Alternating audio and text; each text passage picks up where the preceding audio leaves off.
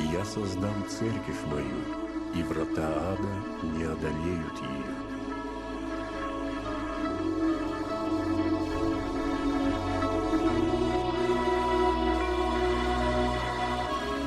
Беседа о 9-й части символа веры.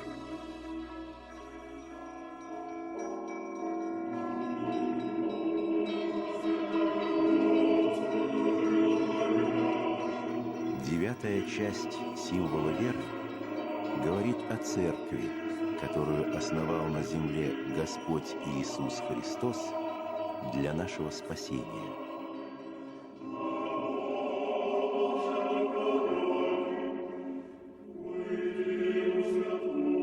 В единую святую, соборную и апостольскую церковь.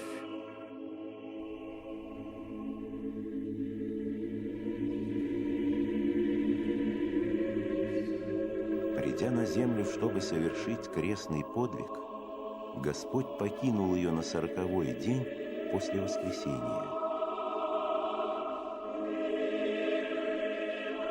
Через 10 дней после его вознесения в виде огненных языков на апостолов с небес сошел Святой Дух.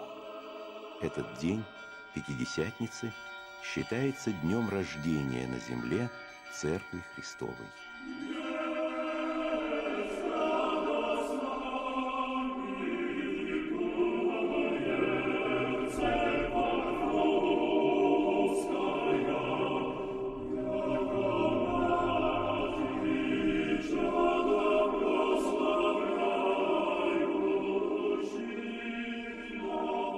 Слово «церковь» происходит от греческого глагола, в переводе означающего «собирать».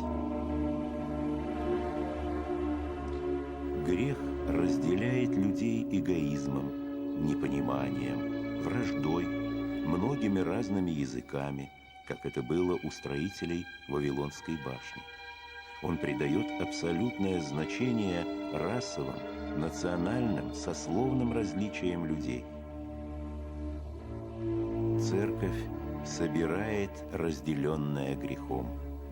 В церкви человек восстанавливается в своем истинном первозданном образе, которому чужды все условности, наложенные грехом. В церкви каждый человек, созданная Богом по его образу, неповторимая и уникальная личность. В церкви восстанавливается истинное предназначение бытия человека. В единстве и любви с другими людьми он устремляется к своему Творцу и Владыке.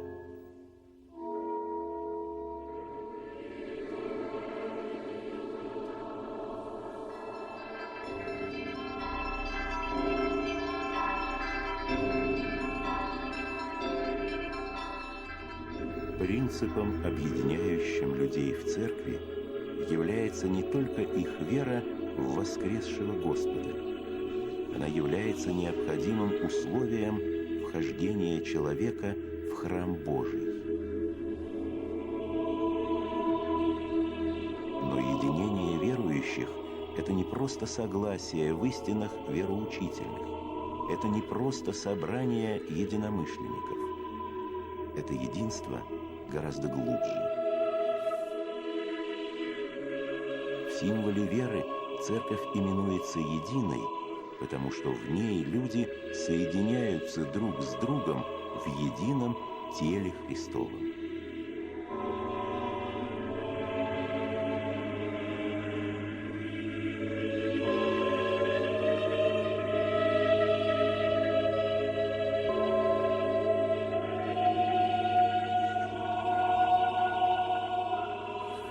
Церковь не есть просто собрание верующих. Одно из самых глубоких определений церкви есть исповедание ее как тело Христово. И как един и истинен Бог, так едина и истинна христианская церковь. По молитве священника положенные на престоле дары, хлеб и вино под действием Духа Святого невидимо и таинственно становятся телом и кровью Христа. Причащаясь им в таинстве Евхаристии, люди сопрягаются в единое тело Христово, невидимо и таинственно становясь Его частями. Эта сопричастность Христу изменяет человека. Из обособленных, занятых собой индивидуумов люди становятся отображением Пресвятой Троицы, соединяясь друг с другом по образу божественных лиц в согласии и любви. О таком единстве молился Господь в день Тайной Вечери, незадолго до ареста. «Да будут все едино, как Ты, Отче, во мне, и я в Тебе, так и они да будут в нас едино».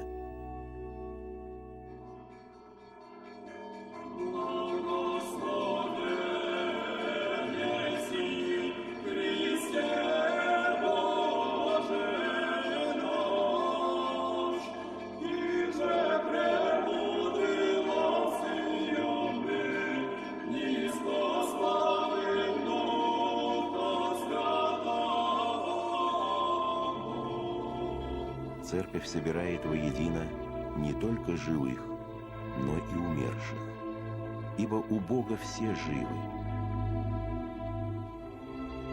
С древних времен Церковь молится об умерших христианах, подчеркивая этим всеобъемлющий характер божественной благодати и милости, для которых не существует временных границ.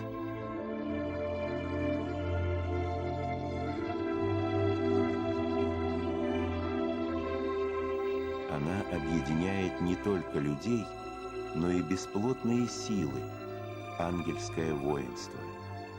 Церковь свята, ибо свят ее глава и основатель, Господь Иисус Христос, своей святостью освящающий всех, приходящих к Нему.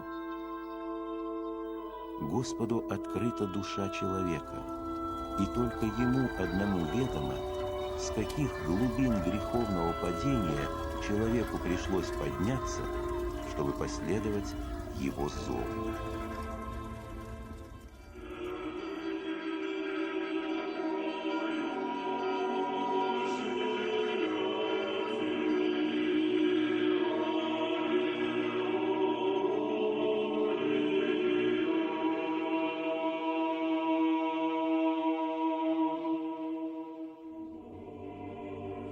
Путь к Богу, к совершенству, труден и тернист. Люди движутся по этому пути, кто быстрее, кто медленнее. Церковь — собрание не святых, но освящаемых. Тех, кто, невзирая на тянущий вниз груз греха, стремится подняться и встать под сень Христовой святости. Церковь называется также соборной. Это означает, что как в каждой ипостаси Святой Троицы пребывает полнота Божества, так и каждая часть Церкви, самая маленькая церковная община, обладает полнотой благодатных даров. Эта полнота и неповрежденность передаются в Церкви через священное рукоположение от апостолов. В их лице Церковь приняла дары Духа Святого в день Пятидесятницы. С этого дня каждый человек, поверивший благой вести о воскресении Христа, может стать единым с Ним в Церкви, обретя подлинное, богообразное измерение своей личности.